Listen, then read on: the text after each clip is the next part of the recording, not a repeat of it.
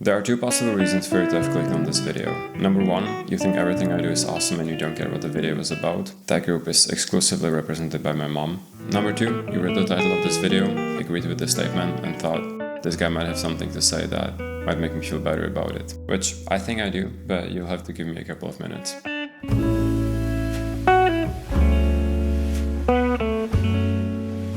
When you ask a bunch of kids what they want to be when they grow up, you probably won't ever receive an answer along the lines of, well, one day I'd love to work in retail or sit in an office 40 hours a week while being compensated with a wage that barely covers my rent. Yet, that will be the reality for most of those kids. The thing is, if we all achieved our dreams, it just wouldn't work because we wouldn't work. Alright, that's probably a far too depressing way to start it. Let's change it up a bit. Let's make fun of me for a second. My somewhat secret dream has always been to one day become a director, and not only that, to one day win an Oscar. I thought, alright, when I'm like 18 or 19, I will make my first short film. I will take it to some festivals, it will win every prize and award in the universe, and I will make my first feature-length film by like 22. I'm exaggerating, of course, but not that much.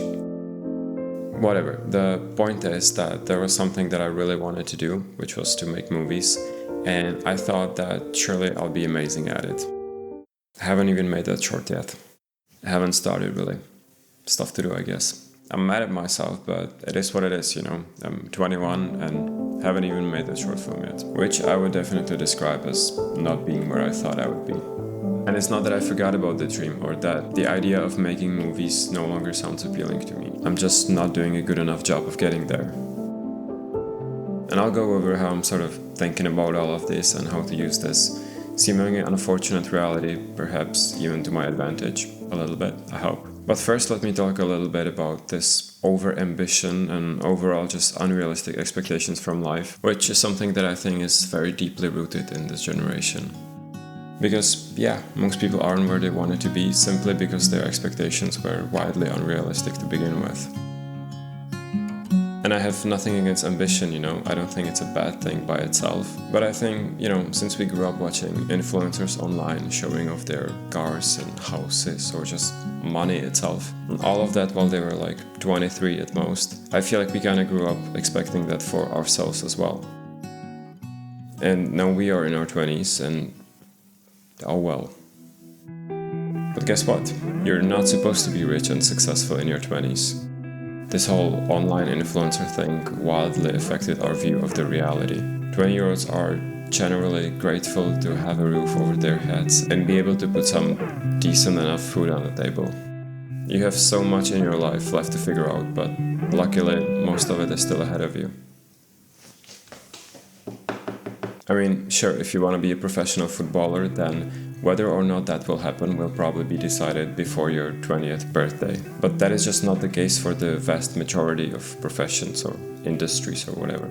It's not as easy as just turning 18, working really hard for 3 or 4 years, and then spending the other 70 or 80 years of your life just enjoying the fruits of your immaculate success. If you want to be a director, well, a 40-year-old director is still pretty much considered an up-and-coming prospect. So it's fine that I'm not there yet. However, all of that being said, I'm not trying to tell you that you shouldn't actively look for ways to go after your dream.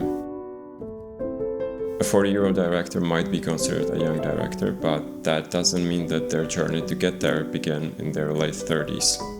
It's okay that it won't happen for a long time, but there are still things that you can do today, is what I'm trying to say. And they are actually quite small and simple, which is the advantage of working with a larger time frame. To even begin to grasp what your current steps should actually be, meaning what you can do today and tomorrow and the next week and the next month, so that perhaps one day, maybe, you can be where you always wanted to be. I think you first need to accept the most probable reality, which is that it won't take 6 months, it won't take a year, it won't take 3 years, it might take 5 or 10 years, or honestly even much, much more than that. That's just the reality. If your goal is to become a writer, and you're starting from absolute nothing, grinding out a book in 3 months with the expectations that that will get you where you want to be, is harmful to that goal. It won't be a good book, you probably won't enjoy working under such time pressure, and it won't become a bestseller. I think I can guarantee that. Allow me a metaphor. Think of it like a penalty kick. There are two aspects to it: pace and accuracy. You need to balance those two out. Yes, it's possible to do this, but attempting to do so, you might end up with this, not what you want. If you go too slow, you really need to be convinced about the place you're aiming, or else it will cost you. You might never actually arrive at wherever it is that you were aiming to be, although you were heading directly there, but something came in the way.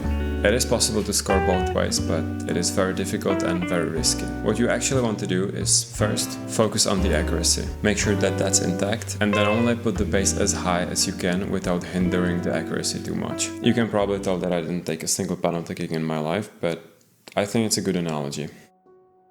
Yes, you can overwork yourself like a madman for the next year or two, get somewhat close to where it is you want it to be. I don't know, make some money or get famous if that's what you want. But will any of that be built on strong, sustainable foundations?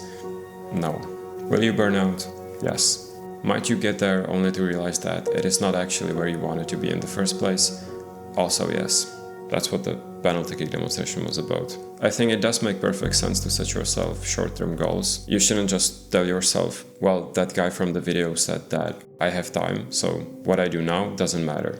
I'll just do it later. That's of course nonsense. But if you're starting from zero or close to zero, those short-term goals cannot be anywhere near the actual ultimate goal. It should be some small step towards it, which will make itself matter over time. So for me, yeah, it's okay that I'm not out there making feature-length films, but it's not okay that it's been months since I actually sat down and tried to write that short. I should be worried and upset with myself about that, but instead I just make excuses like, I don't have time. You don't have time, huh?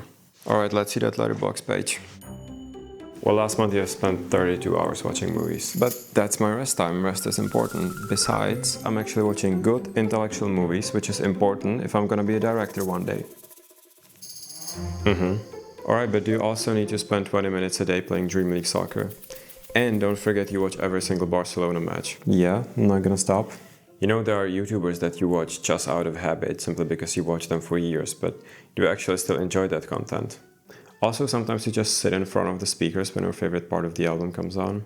Now that's fine, you know, you need to allow yourself to do the things that you're passionate about. It's great that you read a lot.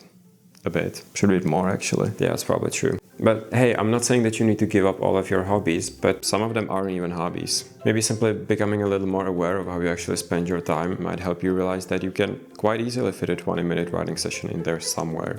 Alright, I'll delete Dream League Soccer. Nice. Alright, to wrap it up here, it is essential to have dreams. I do have many of them. Being a director is still one of them, although I don't really care about the Oscar thing anymore. That's very humble of me. But I just want to make something that can be somewhat important for somebody, something that is real. There are more goals that I have which are all important to me, and I'm sure you have yours that are equally important to you. But please don't run yourself crazy trying to achieve all of them by 30. Like, even if you do achieve all of them so quickly, what are you going to do with the rest of your life? Besides, I think that even if we all get to wherever it is that we dream of being, we will very quickly realize how meaningless these ambitions perhaps were, and that there are only two things that really matter, which is health and love. Health means you can live, and love is what gives living a purpose. Ambition is important, but achieving those ambitions at the expense of either of the two things I mentioned is a curse more than anything else.